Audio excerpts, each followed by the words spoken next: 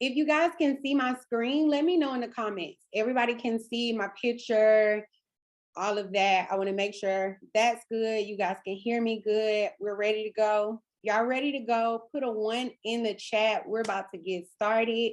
Lots of good information tonight. So I want to make sure I'm trying to get this done before 8 p.m. my time. Okay, everybody's ready to go. Okay, so quick introduction while I'm letting other people in the room. My name is Adrienne Dion. I'm a business coach and I work with service-based businesses to help them start, run, and scale their businesses. I know a lot of us are first timers. A lot of us may not have even gone to school, business school or whatever, and we're just doing the best that we can. We're winging it. And I love it. I love working with entrepreneurs, but I also know that, especially for women, we're the fastest growing group of entrepreneurs, but also the fastest to leave the market. And I don't think it's because you guys aren't talented or you don't want it. It's because a lot of the fundamental things are being skipped over. And so that is what I help with, those fundamental things that are necessary to make sure that your business not just starts, but it lasts long term. So when it comes to starting your business, helping you structure and organize your ideas so you stop procrastinating, because a lot of people come to me with ideas they had for years and then we get it done in 90 days, right? When it comes to running your business, it's a lot trying to manage your life and your business. So I help you develop the systems and those skills that help you to kind of do everything efficiently, and also scaling. Sometimes our businesses can grow faster than we ever anticipated. And if you don't have the right systems and things in place, strategies in place, it may be hard to keep up with the demand of things. So I help business owners, service-based business owners in that way. We have a lot of cool businesses represented here tonight. I really appreciate you guys for being here. And I just kind of want to go over tonight's itinerary.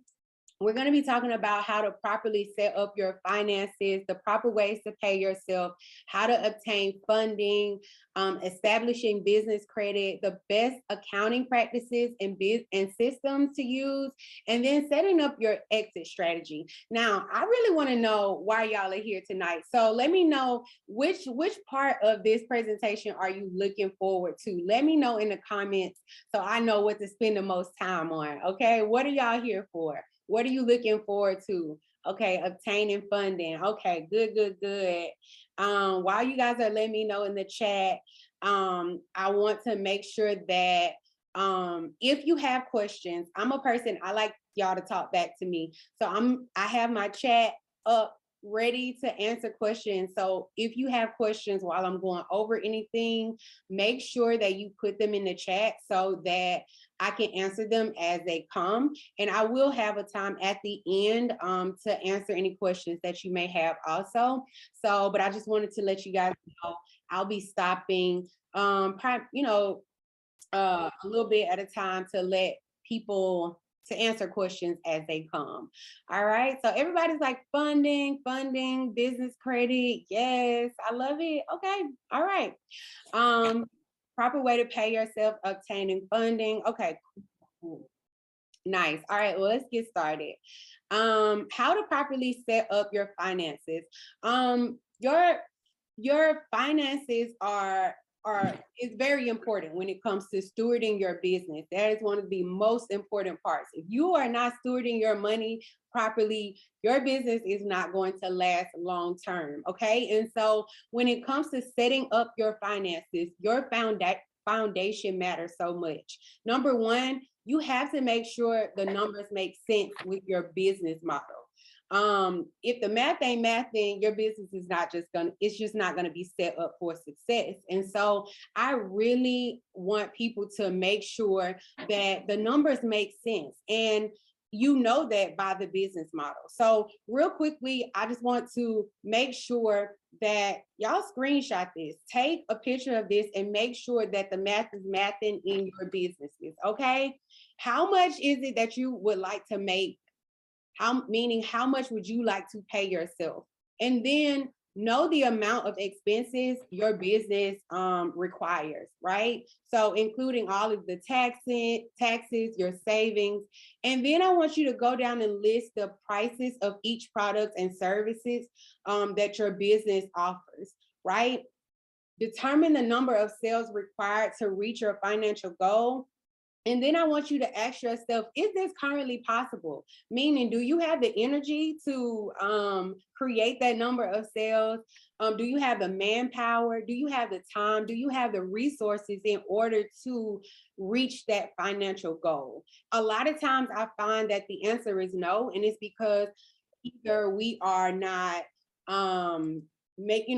having our pricing for our products proper, they're not set up properly, we are not charging our worth, we don't have our business model set up for success. And anytime that happens, you are setting yourself up for failure. You're either going to burn out, and your business is just not going to fail. So it's so important for you to know if the math is mathing. That is one of the main things. So let me know in the comments how you feel about that. Do you feel like you're on track? Let me know. If you feel like you're on track, put a 1. If you feel like you got some work to do, put a 2 in the chat.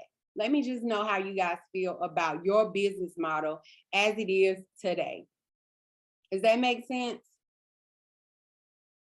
The second thing that I want to talk about when it comes to your foundation is making sure you understand the difference between revenue and profitability. Now, I'm gonna talk about this for a minute because I see a lot of people, screenshotting and putting stuff in, especially in Facebook groups, about how much income they made and all of that. That's cool, but that really doesn't say how well your business is doing. And I want to give this example. If you made $100,000 in a month, but it cost you $98,000 to make $100,000, your profit is really only $2,000. So although it may look like you doing a thing, your profit is what really matters. So revenue is the total amount of income that your business is generating. But the important thing that determines the health for your business is your profits, okay? So when it comes to setting up your business and your finances, make sure you are looking at the profits that your business is making. Does that make sense, you guys? Let me know. And then the third thing that really matters is your business structure. Your business structure, meaning your entity, should support your financial goals, and they should support your business vision and maximize your tax benefits, okay? So when it comes to this is what I want you guys to think about. Number one, is your business like a side hustle, or is the goal for you to scale it and then sell it, right? Do you have a plan to have employees? All of this stuff matters. Is your business high risk or low risk? And the reason this is so important is because a lot of times when a person gets a business, they automatically just go and form and get an LLC because they want to feel official, right? They want to feel official. They want to feel and let everybody know, hey, I'm legit. And the thing is there are repercussions for this, right? Your taxes matter. The way your business is formed matters. So I know that a lot of times people think that if you're a sole proprietor, meaning you haven't, or if you're a sole proprietor, then your business is not official. But your business can be official as a sole proprietor. And I honestly think that for most people in your first year, when you don't have a clue of how your business is going to do and you're trying something new, it might not be the best thing to hurry up and go and form your business or make your business an LLC. And it really is because it costs money to do that, right? And then you have to file taxes, or you don't know what type of tax benefits you're gonna be able to take advantage of because you just went and got an LLC, and you think that that's just to make it official. But the only thing you need to do as a sole proprietor to make your business legal and legitimate is make sure that you get a business license. You can register your business and make sure that you have all your permits and everything. You're following the laws. Your business is official. So are you guys already formed? Have you already formed your business? Do you want more information about this? Let me know in the chat so I know if I can move on or if you need a little bit more explanation. Because for example, if you plan on having employees, you can't be a LLC. I mean, you can't be a sole proprietor, right? Okay, you guys are already formed. Okay, cool. Let me view people. And LLCs may not be the best thing for you. For example, I'm an S corp, and it helps with so many things like avoiding double taxation and all of that. So if you guys are clear on that, on your business structure, all of that good stuff, put a 2 in the chat, and I'm gonna move on. Okay. Cool. All right. 2s, I'm getting some 2s in the chat. All right. So let's talk about proper ways to pay yourself. Number 1, the most important thing is it depends on your business entity. Okay. So for example, owner's draw versus salary. If you're an LLC, you cannot pay yourself a salary. The way you would pay yourself is through owner's draw, right? And so it depends on the type of entity you have. If you have partners, all of that stuff matters. So you want to make sure that when you are thinking about how to pay yourself, you are going according to the business entity your business is formed through. The second thing is to make sure your pay comes from your profits, right? It's not cool to just say, oh, the income of my business was 50,000 this month, so I'm going to pay myself, 20,000, and you haven't taken in consideration the expenses and all of that. Your pay should come from your profits, and it also must be reasonable. So what that means is that this matters because when you get ready to go to the IRS and all of that stuff, they want to make sure that you are not just out here getting over on them. They're going to make sure they look at all of that. And so when it comes to paying yourself, it must be reasonable, meaning that if you were in the same role for another company, you would be making similar pay, right? And it's easy to get on Google and say, how much was the CEO make in Texas for a certain type of company, and make sure that you're paying yourself in a reasonable amount. And then thirdly, you must adhere to a payroll schedule. There literally is something from the IRS that says that you have to pay yourself every so often. Did you guys know that? Because I know when I first started out, I did not know. Like here for Texas, and this is the website for it, but here in Texas, you have to pay yourself at least once a month. Now you can pay yourself more, but you cannot pay yourself less. So there are a lot of rules that come from like, employee rights and different things like that. You can't just hire somebody and then don't pay them, for 2 months at a time. So it's important to know that you have to adhere as a business owner or as a business, you have to adhere to the payroll schedule for your state. And I am going to send the replay so you guys can have this information, but it's a quick Google search. All right. Do you guys have any questions about paying yourself? Now I am going to get into it a little bit more, but for the most part, It depends on your business entity. And then you also want to make sure that, and I'm going to get into this a little bit later, but when you're creating your budget and everything like that, that you have something set up. What if there's no profit to pay myself? Okay, we're actually gonna get into that. If you don't have profit, you don't have to pay yourself. What type of business entity do you have? Because a lot of times, like for LLC, when you're actually putting all of the income or losses of your business. That's why I said it depends on the business entity. You're filing all of that on your income statement. Okay, you said you're a nail tech. Do you have an LLC, Nelly? Or are you a sole proprietor? Let me know. LLC. Okay, yeah. So all of that will be on basically filed on your income taxes. So if you aren't making a profit and you have like losses, then you actually would be able to benefit from the losses, even though you're not making a profit, because it's all going on your personal income. So that's okay. Does that answer your question? I know for me, like when I was talking about the okay, no problem. When I was talking about owner's draw and salary, because I'm an S Corp, I have to pay myself a salary. But because I'm an S Corp, I also get to do owner's draw.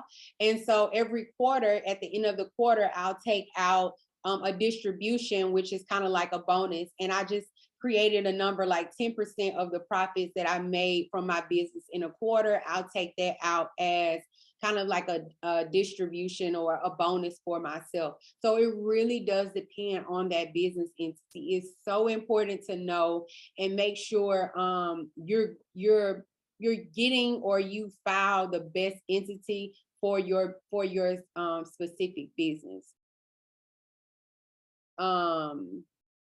And then making sure that you do the research to see how much someone in your position would make as it relates to paying yourself, so that it is fair and reasonable, and then you don't get in trouble with the IRS. Okay. All right. So let's talk about obtaining funding. That's why most of you guys are here, and I'm excited to talk about it, because I feel like what I'm going to talk about tonight is stuff that a lot of people don't talk about. And the most important factor for funding is being in a position to receive it. A lot of us want funding, but we are not properly set up to receive funding. And what I want to talk about tonight is how to position yourself for funding. So number one, you need to understand how funding works. That is the main thing. Basically, when it comes to funding, you are trying to convince someone that your business is a safe investment option. So you have to find a creative way to present your business as a venture that is worth investing in. So being passionate about your business or enthusiastic about your business is not enough, right? Having a great idea, that's not enough. So when it comes to figuring out what is enough, typically investors are going to want to know, even bankers, they're going to want to know your track record. What do I mean by that? Your personal credit, right? They want to know how much you've invested into your company, right? They want to know how the business has performed so far. So they want to look at you as a CEO. How have you been doing it? And one of the best things to position yourself for funding is making sure you have a team. If people see that you have a team, if investors and lenders see that you have a team, that's a big plus, because they feel like your business is profitable, your business is growing enough to where you're able to pull people in, and you're working as a team, and that your business is growing and evolving. Right? Does that make sense? And what I mean by this, us not being in a position, is that when we go to apply for funding or we go to present our businesses, we don't have this stuff in place. right? We don't have anything to show them these numbers. We don't have anything to show them our track record. And so without it, it makes it us look like we're not prepared for the funding. And so it's important that you put yourself in a position to where you can show these numbers. Does anybody have any questions on how to do this? Because I don't want to just be giving you information and you leave here confused. They also want to make sure that your business idea is marketable. Yes, all of us think that we have the next big idea, but they're just not going to take your word on it. They want to see the market research that you've done. So they want proof that there is a demand for your product or service. And a lot of times when we start businesses, we just go with, hey, this is an idea. This is something that I'm passionate about. This is what I love. And so I'm just going to do it without ever doing any type of market research to show that there really is a demand for it. Yes, there are funding for startups. Yes. I'm going to get to that in just a second. And then they also want to know your plan for getting them their money back, right? So let's be honest. Investors, lenders, they are not out here just trying to give people free money, right? The whole point in them investing is that it's a safe investment and that you are showing them your plan for getting them their money back. And so I can give you all of the websites and the business ideas, not the business ideas, business investors out there. But if you don't have all of this information already ready for them to give them, to present to them, you're probably not going to qualify for the funding. And so I know there are a lot of people out here running around like, hey, I can get you funding, I can get you this. But a lot of times you pay them and then it never comes to anything because you don't already have a lot of this stuff ready to go. So one of the best ways to do that is having a well-written business plan. How many people have a business plan? Let me know in the chat. I see from working with a lot of people that are new entrepreneurs now, Kim says she has one. People are skipping this part. And I don't know, it really does increase your chances of securing funding by 30%. It's pretty much almost impossible to access funding for your business without having a detailed plan. Why? Because first thing, most people are not gonna give you time to even tell them like what it is that you do or your plan. So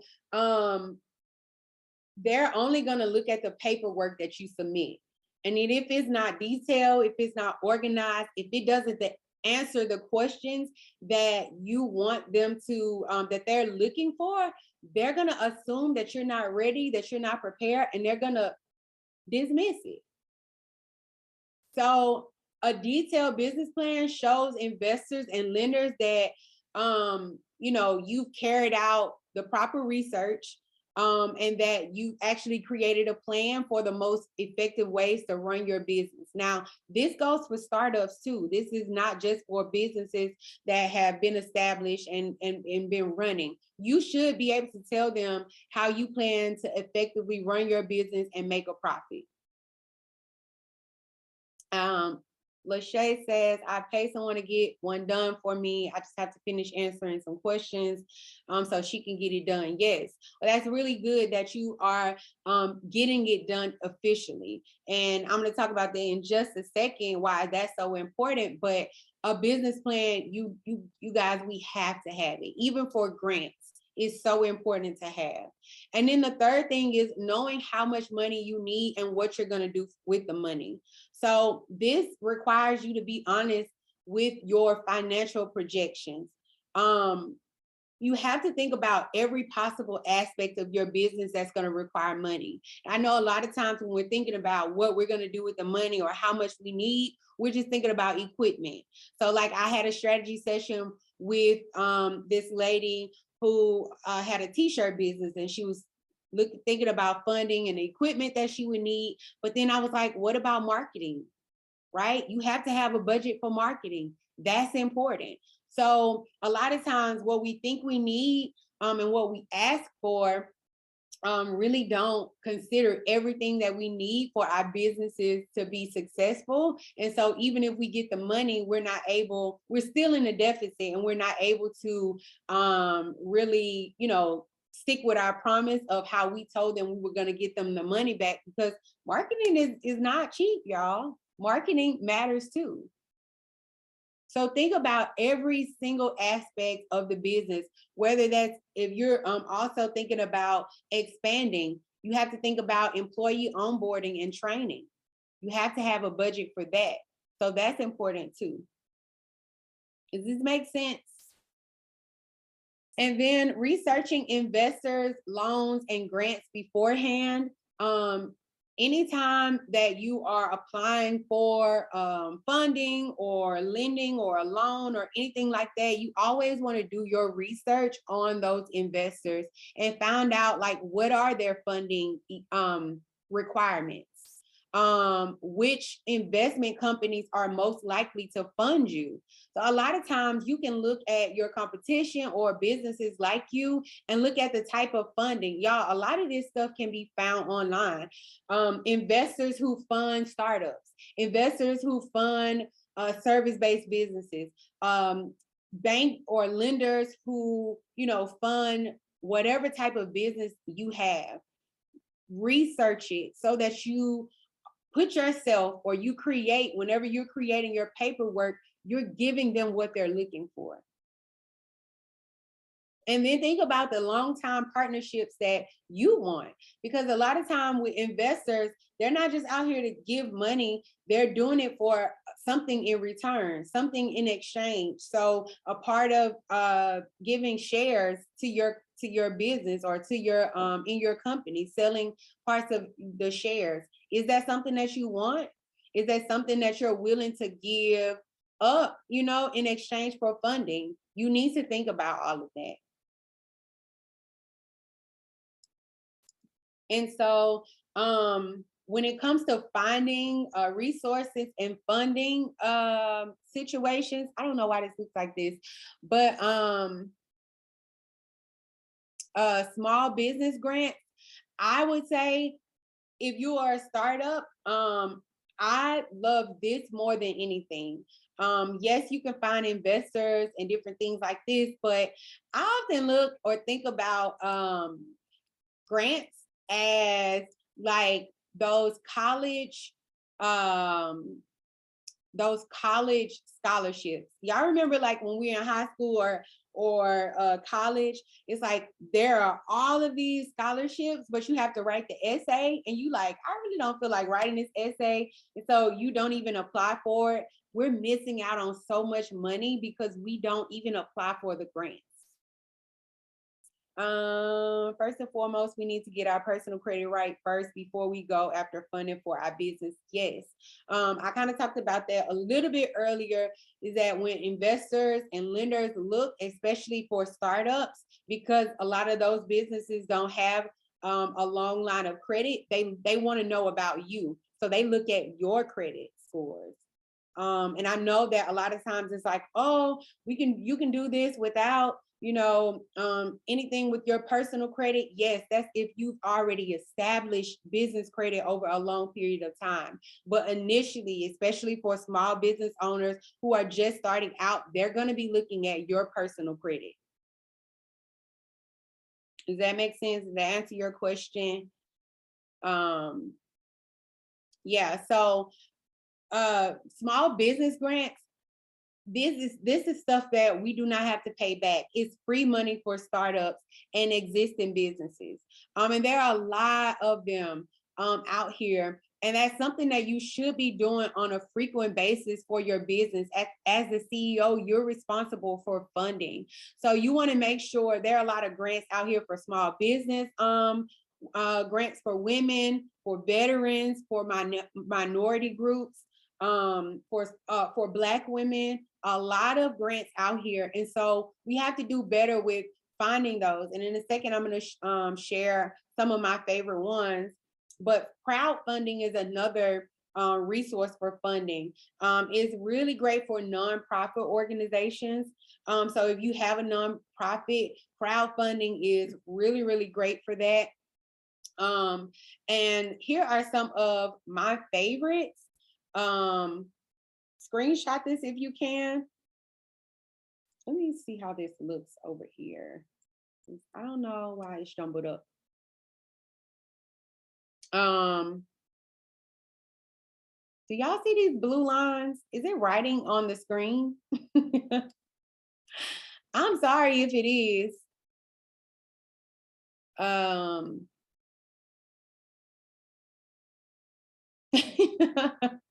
I don't know why it's doing that. I wonder, can I erase this? That's so weird.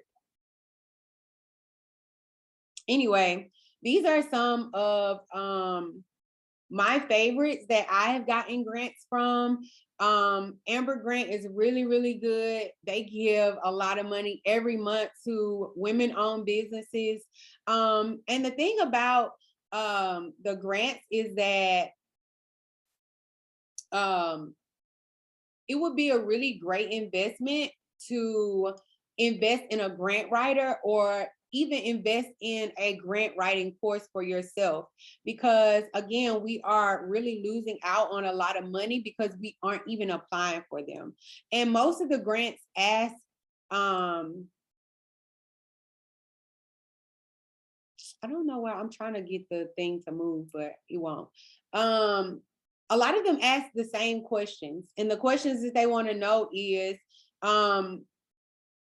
about your business. They want to know how you help people. What are your challenges? What would you use the money for? They want to know about your business plan. So make sure you're setting aside time every month to apply for grants, and even think about sponsorships. They're really great for nonprofits, and also depending on your target audience, a lot of brands and companies will partner with you if your target audience is aligned. So don't forget about sponsorships.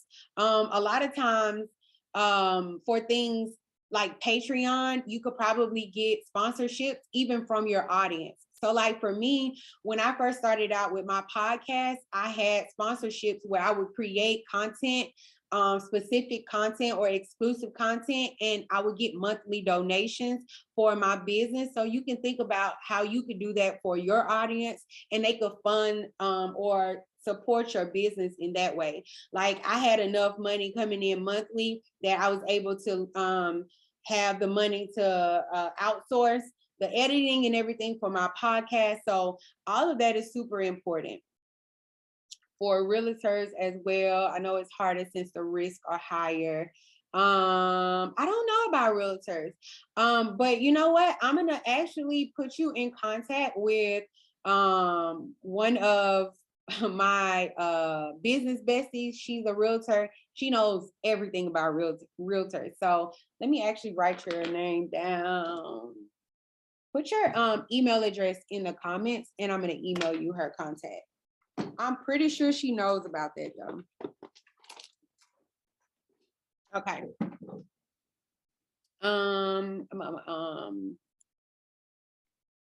Y'all, I do not know why this scribble is on here. Which ones are best for nonprofits? Let me go back.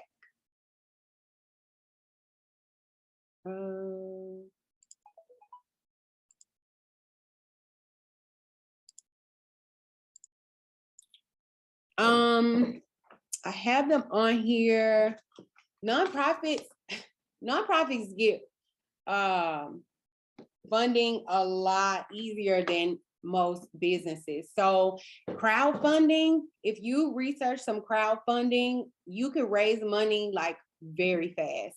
So crowdfunding, I would definitely say I suggest for you more so than the grants, but there are grants out there definitely for nonprofits. but the crowdfunding is what I was saying that would be great for nonprofit organizations. Okay. And then I don't want you guys to forget about business credit as a form of funding your business. And I really want to talk about this because I think that a lot of people kind of don't think about this. But it can really help your business. And I'm going to talk about it really, really quick. The thing about business credit, when it comes to business credit, come on, where's my slide? Even if you are a sole proprietor, you need to establish business credit. I know a lot of people talk about, business credit. They don't want to get into debt, but you would be surprised at how many of these big businesses are really running off of debt. They use their cash flow for day-to-day operations to pay their employees, and they use their credit, or they're running off of debt in order to keep their business going. And so it doesn't matter if you're a sole proprietor, you can still get business credit. And I'm going to talk about that in a second, but you need to get it today. That was one of the biggest things that I did not do when I first started my business. And I really hated it because establishing business credit also increases your chances of getting funding. And so a lot of times people will skip this step and just try to go and get loans. And when they aren't able, to get the loan, the reason most likely is because they don't already have business credit established for their businesses. So it's super important to start as soon as you can. And one of the biggest things that you need to do, again, positioning yourself to be able to get business credit, you want to think about, or you want to look at making sure that you have a business bank account. Most of the time, you're not going to be able to get business credit without a business bank account. And y'all, there are no excuses for not having a business bank account. The business bank account that I started with, that I still use, is novo.co. And I'm going to, I actually have a referral link. So if you don't have a business bank account, put your email address in the chat and I will send you the link personally. But it's free, meaning there are no minimum balances that you have to have for this business account, which is great because a lot of times the big banks like Bank of America or Chase, you have to have so much in your bank account every month in order to even open one, or to not have a lot of fees. And so I love Novo because of that, but you have to have a business bank account to get business credit. You need an address outside of your home. Okay. We cannot use your home or your personal business account when you have business credit. You need an EIN. And I know some people who don't have an EIN because they're a sole proprietor, you can also get a DUNS number, but you still can't get business credit. Okay, so don't think that you can't get business credit because you're a sole proprietor. You can. Okay, and then one of the ways that I always suggest is to start small by getting a business credit card.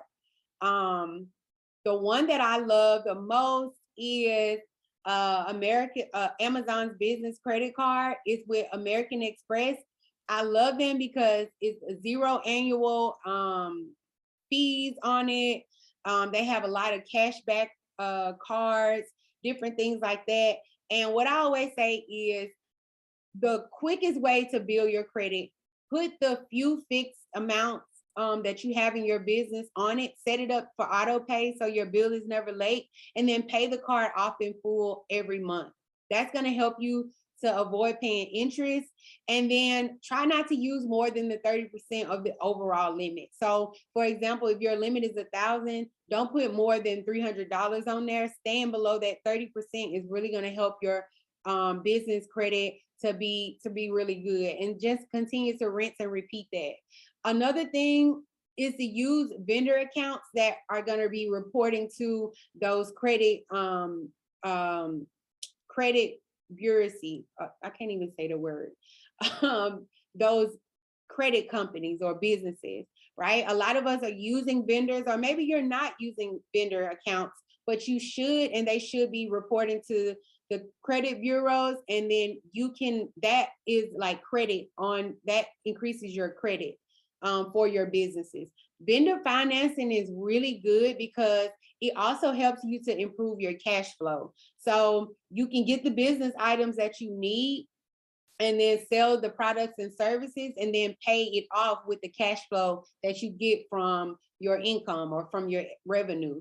So that really, really helps with funding. Okay. Make sure that you guys have a business credit card that you're putting those fixed expenses. So, you know, the systems that you're using, your email list, whatever little systems that you're using for marketing or any of that type of stuff, maybe your phone bill, gas that you use for your businesses, all of that stuff can go on your business credit card and you just pay it off at the end of the month. Okay. Okay, Shatara, I'm gonna send it to you. Does that make sense, you guys? Don't underestimate business credit. And if you guys, do you guys understand like the net 10, net 30 accounts? Net 30 accounts are really, really good. How do you know if the vendor is reporting to the business credit bureau? Literally ask them. You literally ask them, what credit bureaus are you reporting to? And then if you have a DUNS number, you can look at the reports too. You should be able to see that being reported on your credit report, your business credit report. Okay. You can also Google vendors, a net 30 account vendors, and look at those and then open accounts with them. Open accounts with them. And you can literally use stuff like your office supplies, depending on whatever your business is, you can order things like that from it. You want to just be using and using something monthly and paying it off. I don't care what it is. Okay. Hadrian. Okay, put your email in the chat for me. Or you can send it privately or in the chat, but I'll send you the link. Whatever it is, those vendor accounts are really, really good. I don't care if it's ordering the tissue for your Airbnbs or whatever the case may be. Open them, use them, and pay them off. The longer you can do this, the longer your credit history looks is, and then the better your chances are when you go to try to get funding from investors and lenders. And investors are going to be looking at that too. They want to see how healthy your credit score is. I do have a DUNS, but it keeps saying no change. I think my business CC and reporting to my personal account. Yes, you want to make sure that it's reporting not to your personal account, but to your business. So let me make clarification there. So when you open a business credit card, sometimes they may ask for your social or whatever, but it never should be reporting anything to your personal account unless you are delinquent, meaning that you didn't pay the bill. Then they can come for you. But even if like a business, a credit card or something, even like a bank account, I mean, a lender, if you have to supply your social security number, it should always still be reporting your business to your business credit. The only reason they should ever come for you is if you were delinquent or if you are delinquent. So I would inquire about that, Lachey. And make sure that they are reporting to your business and not your personal credit. Great. Okay, that's great. Yeah, Capital One. I heard they do report on both, which is not a bad thing, right? If if you don't want it to be.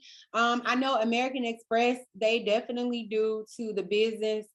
They don't report on my personal account, but if I am late, then it would be like a negative on my business.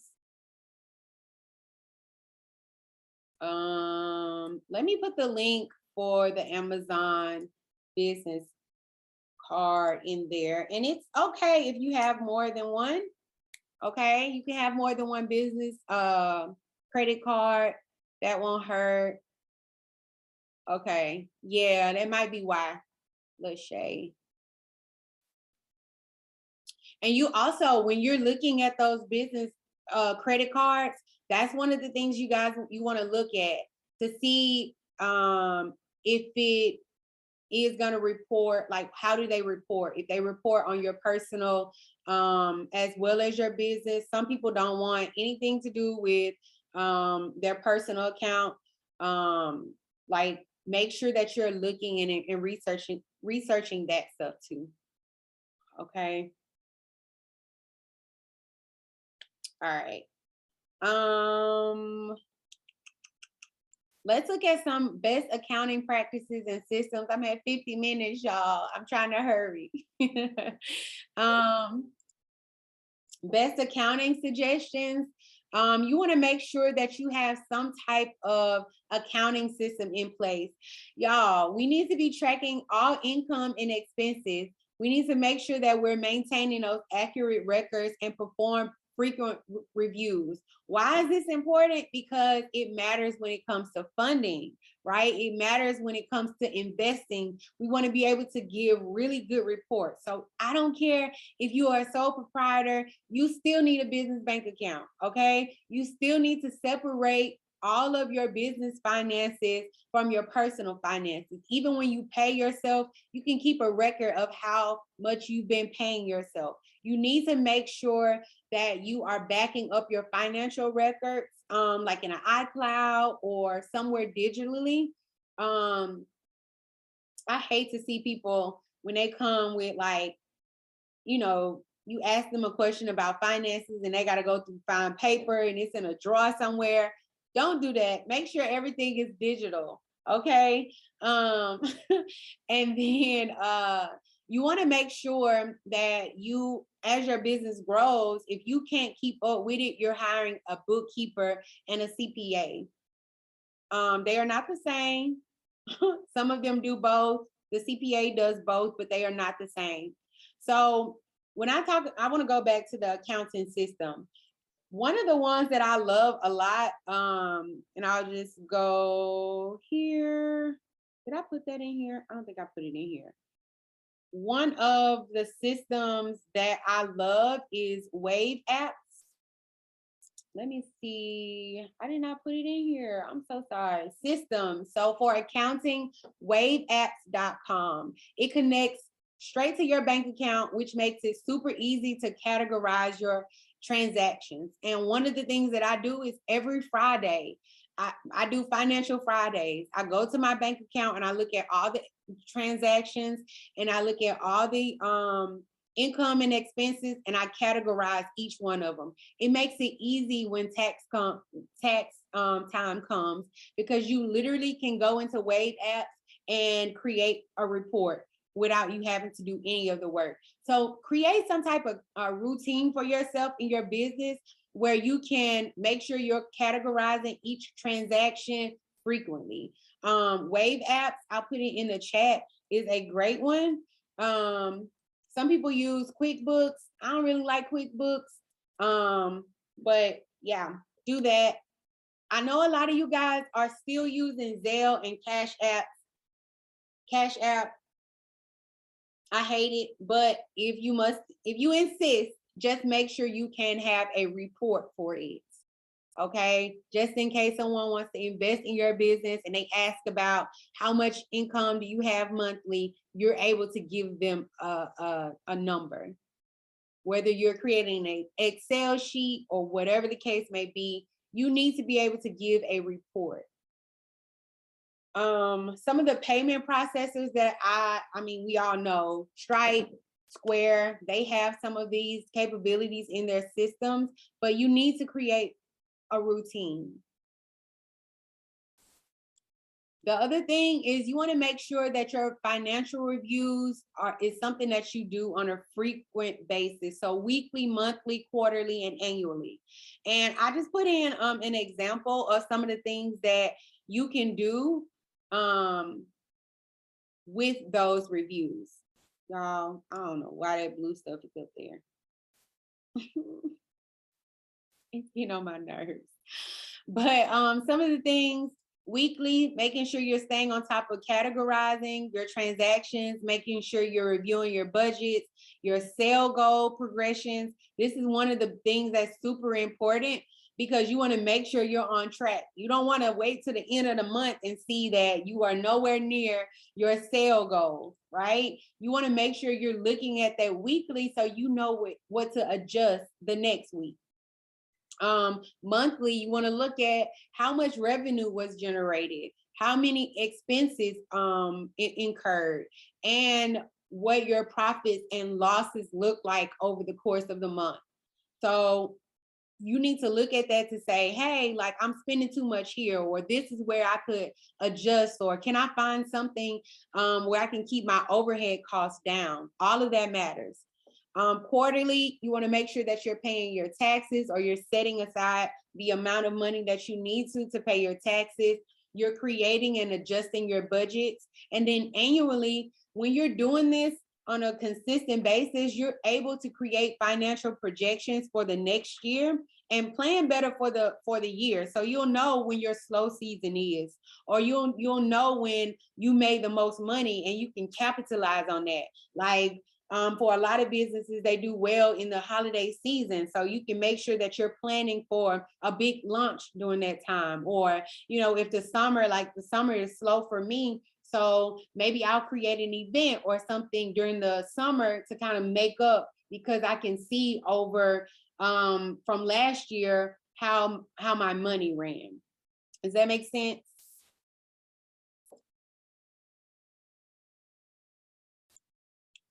And then talking about an exit strategy. After I did this, I was like, maybe I should have renamed this. But basically, when I'm thinking of an exit strategy, I'm pretty much talking about what is your end goal for your business. This is super important because every decision is affected by the end goal. So when it comes to growing and scaling your business, do you plan to pass this business down to your kid or someone else in the next generation? That matters because you want to make sure that you have standard operating procedures in place, that you're grooming that next person to take over for you. You never want a business, when that's the end goal, that can't survive without you. Right? We need to think about this stuff now. And a lot of us, because we are winging it, or because we are first timers, we're not thinking that far in advance, but we should. A lot of us, if you're full-time like I am, you don't have a 401k just automatically set up by your employer. So you have to think about those things. Maybe you're going to sell your business and that is your retirement plan. That's cool, but all of that, you need to think about that now, because every decision that you're making is going to be affected by that. So maybe you just want this to fund your lifestyle. You ain't trying to be a multi-million-dollar, a millionaire. All you want to do is consistently bring in $5,000 a month.